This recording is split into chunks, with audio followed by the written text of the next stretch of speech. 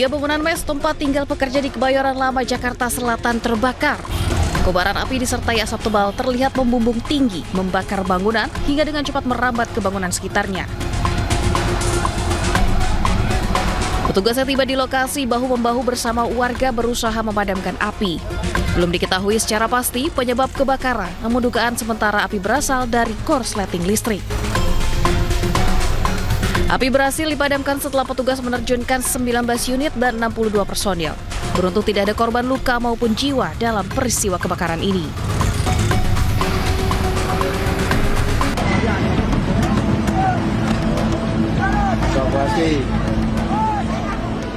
Truk pengangkut mobil Ferrari terguling di Cengkareng, Jakarta Barat. Sejumlah petugas tol melakukan evakuasi mobil sport mewah yang terguling. Sebelumnya, truk towing yang membawa mobil sport mengalami kecelakaan usai pecah ban di Jalan Tol Kayu Besar, Cengkareng.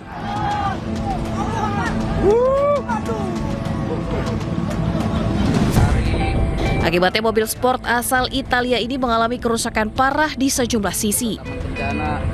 Kecelakaan sempat membuat arus lalu lintas di Jalan Tol Lingkar Barat mengalami kemacetan panjang. Insiden kecelakaan ditangani Ditlantas Polda Metro Jaya.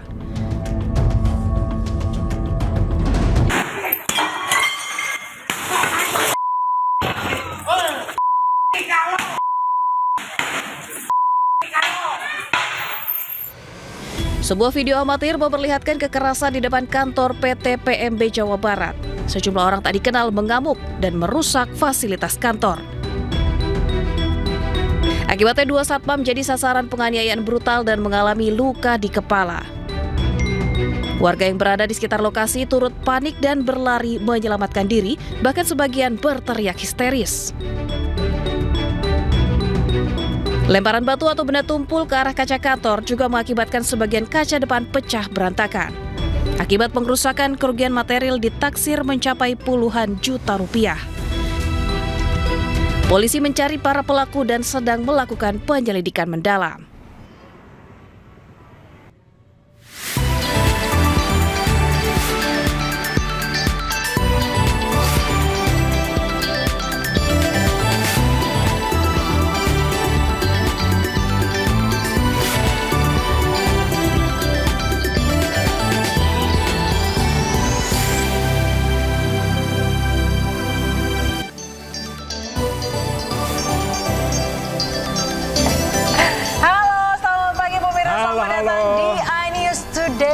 Apa kabar?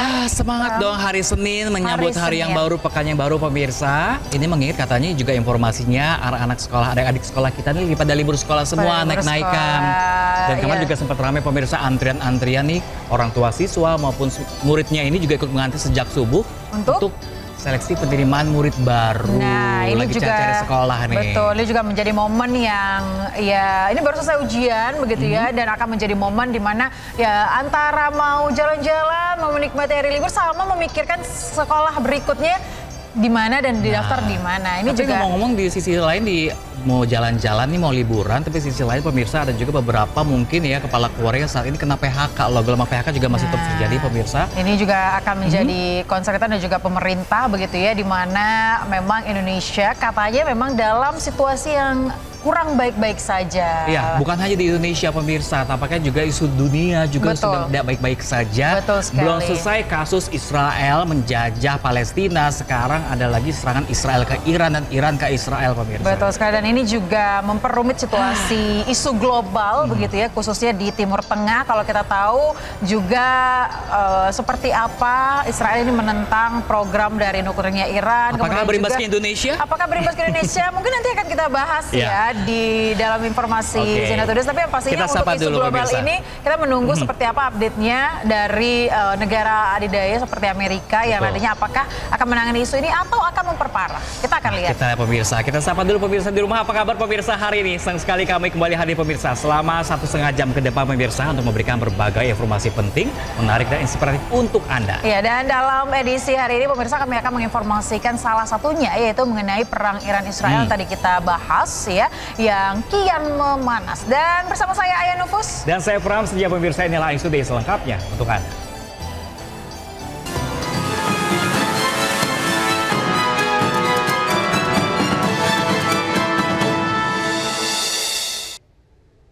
Kita ke informasi pertama pemirsa dari Bali, di mana arena judi sabung ayam di Desa Songan, Bangli ini berubah menjadi arena perkelahian antar warga. Nah pemirsa, akibat peristiwa ini pemirsa, 1 orang tewas dengan luka tusuk dan 2 lainnya alami luka sebetas senjata tajam termasuk pelaku. Masa ininya?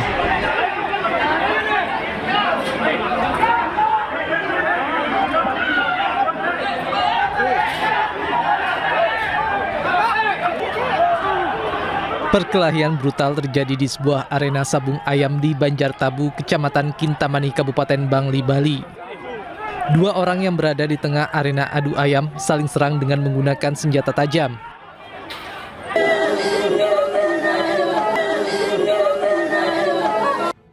Akibat kejadian ini, Komang Alam Sutawan 37 tahun tewas dengan luka tusuk di dada. 2 orang lainnya mengalami luka, termasuk terduga pelaku mengalami luka serius di bagian perut sehingga dirawat intensif di RSUP Profesor Ngurah, Denpasar. Dari hasil pemeriksaan sementara, motif perkelahian diduga karena kesalahpahaman antara pelaku dengan korban. Saat kejadian, pelaku diketahui usai mengonsumsi minuman keras. Pelaku merupakan residivis kasus pembunuhan tahun 2016 silam dan divonis 20 tahun penjara. Pelaku yang sempat mendekam di Nusa Kambangan baru bebas beberapa bulan lalu. 1 meninggal dunia atas nama Komang Alam, sedangkan terduga pelaku Jero Mangkuluas. Itu bermotifkan kesalahpahaman. Ya, di samping itu terkait dengan dipengaruhi minuman. Polisi tengah memeriksa belasan saksi dan sudah melakukan olah TKP untuk mengungkap motif dan kronologis kasus. Pemirsa, tabrakan adu banteng antara minibus dan truk di Bangkalan, Jawa Timur ini terjadi. Akibatnya 4 penumpang minibus luka parah.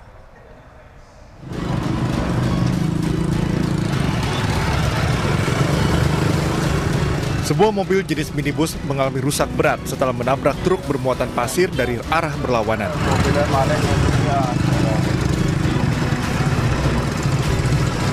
4 dari 7 penumpang mobil yang mengalami luka berat langsung dilarikan ke rumah sakit terdekat. Sementara sopir truk yang seorang diri di dalam kendaraan selamat tanpa luka serius. Dari keterangan saksi mata, insiden bermula saat mobil berpenumpang 1 keluarga melaju kencang dari arah Sumedap. Saat tiba di lokasi, mobil tersebut masuk ke jalur kanan dan berusaha menyalip kendaraan lain di depannya. Namun pada waktu bersamaan dari arah berlawanan juga melaju truk hingga tabrakan adu banteng tak terhindarkan. Usai berhasil mengevakuasi para korban, petugas kepolisian kemudian mengevakuasi kedua kendaraan yang terlibat laka lantas ke kantor unit Gakum Satlantas Polres Bangkalan. Mobil isi 7 penumpang untuk yang Honda Stream yang mengalami luka 4. Yang truk isi? Yang truk pengemudi sendiri.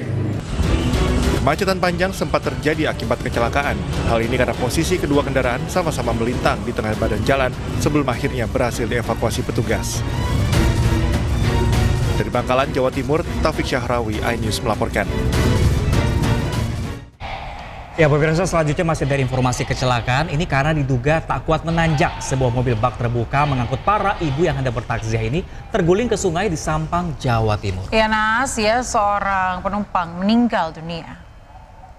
Patron sopir pada korban deh, bangun nagih dari keteretan. Deh, sopir tambelangan doh. Yo, korban. Yo.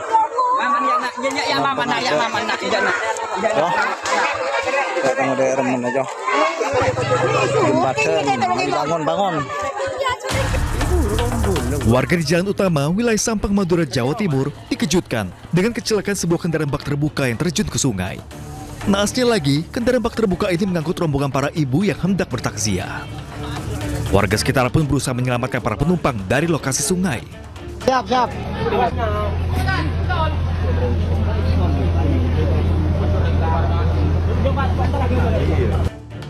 Kecelakaan berawal saat mobil melaju dari arah utara menuju selatan wilayah Tambelangan, Sampang. Sampai di jalur tanjakan, kendaraan alami slip ban hingga mobil melaju mundur sebelum akhirnya terguling ke sungai. Diduga mobil kelebihan muatan hingga tak kuat menanjak. mengalami selip dan masuk ke jurang. Itu rencana mau kemana itu dan mobil itu? Rencana habis pulang dari kegiatan hajatan informasinya. Siap. Itu rimplong atau gimana dan ada tanjakan atau gimana? Ada tanjakan, mungkin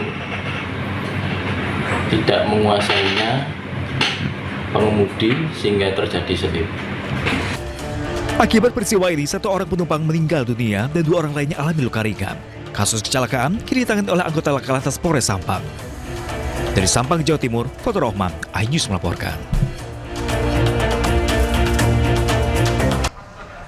Ya, Ayah dan juga pemirsa nih, kasus kecelakaan hampir setiap hari ada loh pemirsa. Mungkinkah lebih meningkatkan lagi cara menghargai kita di lalu lintas di perjalanan seperti apa agar tidak terjadi hal-hal demikian. Tadi itu ada truk versus mobil yang akhirnya menyebabkan korban jiwa kan. Imbasnya juga kemacetan di mana-mana seperti itu pemirsa. Betul sekali. Dan yang paling penting adalah memang mematuhi bagaimana peraturan lalu lintas yang sudah diatur oleh pihak kepolisian begitu ya, karena memang untuk lalu lintas ini sendiri dibuat sesuai dengan bagaimana mungkin situasi jalanan.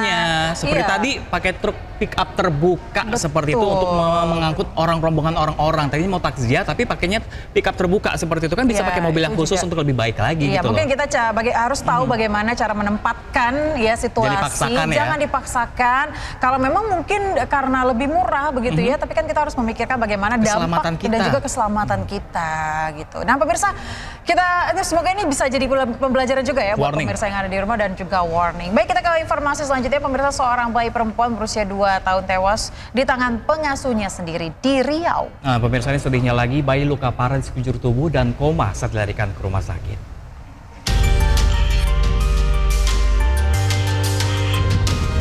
ZR, bayi perempuan berusia 2 tahun di Kabupaten Kuantan, Senggigi. Dalam rekaman video yang direkam pelaku, memperlihatkan tangan dan kaki korban diikat menggunakan kain serta mulut dilakban.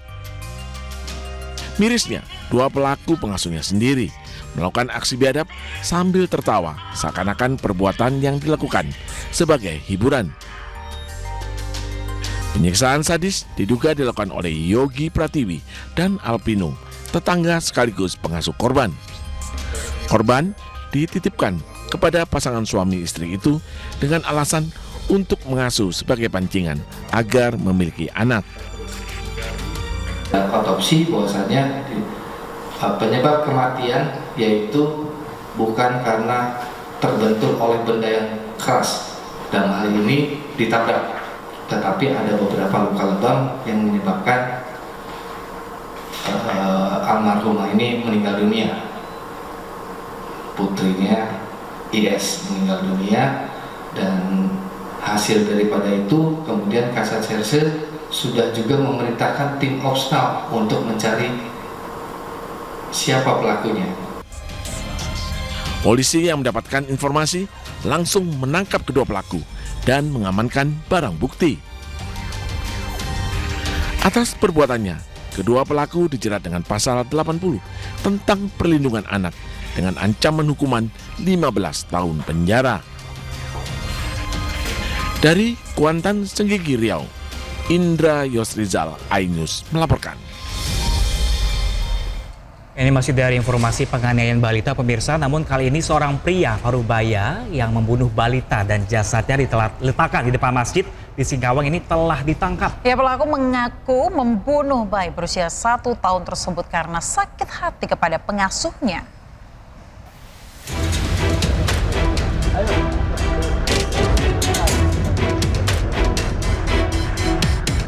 Polisi menangkap pembunuh balita yang jasadnya ditemukan di depan masjid di Singkawang, Kalimantan Barat. Pelaku merupakan pria parubaya bernama Urai Abadi. Polisi menangkap pelaku di kawasan Pasar Hongkong, Jalan Budi Utomo, Kalimantan Barat. Kepada polisi, pelaku membantah membunuh balita bernama Rafa Fauzan. Pelaku mengklaim hanya membekap mulut korban dengan tangan. Pelaku membunuh korban sendirian. Menurut polisi, pelaku membunuh korban karena sakit hati atas perkataan pengasuh korban. Maksud dia dengan hilangnya anak ini, anak yang diasuh oleh pengasuh ini, maka si orang tua si orang tua dari korban ini akan menyalahkan pengasuhnya. Nah, namun itu bisa dibantahkan. Nah, akhirnya memang tidak ada keterlibatan sama sekali dari pengasuh dan keluarganya. Balita Rafa Faujan ditemukan tewas di depan pintu samping Masjid Husnul Khotimah Jalan Veteran Kelurahan Roban pada Jumat 13 Juni 2025. Rafa dikabarkan hilang dari pengawasan di rumah pengasuhnya Risa di Gang Kapas, Kecamatan Singkawang Tengah pada 10 Juni 2025. Korban akhirnya ditemukan dengan kondisi tewas dan kini telah dimakamkan. Dari Singkawang, Kalimantan Barat, Rizky Kurnia, iNews melaporkan. Ya, dan memang akhir-akhir ini begitu di Indonesia ini untuk penganiayaan terhadap balita ini sering sekali terjadi, bahkan pembunuhan pun tidak jarang begitu ya dia terjadi di Indonesia, dan ini juga sampai sekarang masih terus menjadi pembicaraan bagaimana kemudian orang tua dapat belajar melindungi mungkin balitanya agar tidak mempercayai orang-orang di luar dari lingkungan keluarga begitu ya. Tapi kalau kita ambil secara logika dan hati ya, ini kok ada ya tega ya manusia dewasa, orang dewasa yang sudah berakal menganiaya manusia yang usianya masih dini, masih kecil, yang misalnya belum bisa melawan seperti itu dengan kondisi yang lemah. Kok bisa ya dengan tega seperti itu? Nah, ini juga yang terus menjadi perbedaan antara masyarakat dan juga pemerhati anak begitu ya, yang sampai sekarang juga apa ya faktor-faktornya ini berbeda-beda. Kalau tadi karena mungkin sakit hati, ada juga yang tidak mampu akhirnya melakukan aksi bejat apa seperti pembunuhan. Ditambah tadi gitu juga ya. ada pengasuh yang lagi-lagi menganiaya balita, pemirsa. Mungkin kita tidak bisa menghindari ya kalau misal orang tuanya harus kerja, dua-duanya ayah dan ibu terpaksa meng-hire seorang pengasuh. Nah, ini lagi-lagi mungkin pemirsa meng-hire dengan lembaga yang terpercaya. Betul sekali, karena memang tidak jarang juga ada lembaga yang bahkan tidak jelas asal-usulnya, kemudian akhirnya melakukan penganiayaan terhadap balita tersebut. Dan ini memang benar-benar harus menjadi pelajaran untuk orang tua. Saya mungkin sebagai calon ibu begitu nantinya akan harus belajar begitu dengan kasus-kasus yang terjadi untuk melindungi si buah hati ya. Betul sekali. Kita ke informasi selanjutnya pemirsa, ini pelaku pembunuhan terhadap seorang ibu rumah tangga di Kota Medan, Sumatera Utara ini ternyata suaminya sendiri. Nah, ini lagi pemirsa di mana pembunuhan ini dipicu cekcok lantaran sang suami cemburu menduga istrinya berselingkuh dengan pria lain.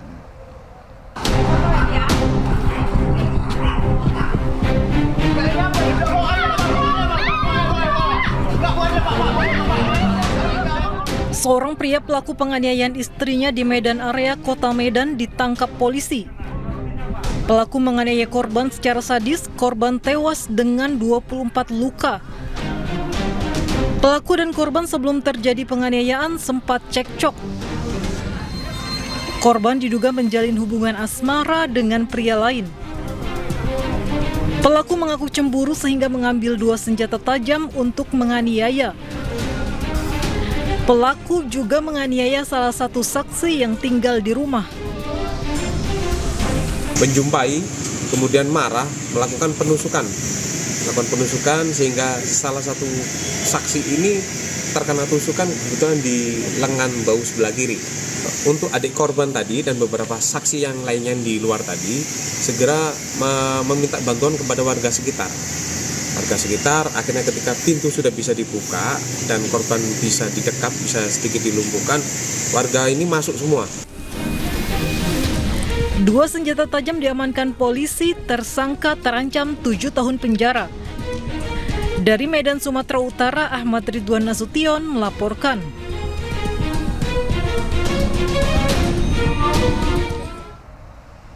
Ya, pemirsa berharap bisa hidup kembali. Seorang suami membiarkan jasad istrinya hingga 5 hari di dalam rumah di Jember, Jawa Timur.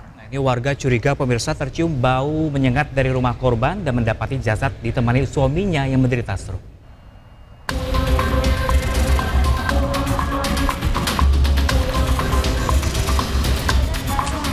Warga digegerkan dengan penemuan jasad Sundari, wanita parubaya di Desa Tanggul Kulon, Kecamatan Tanggul, Jember, Jawa Timur.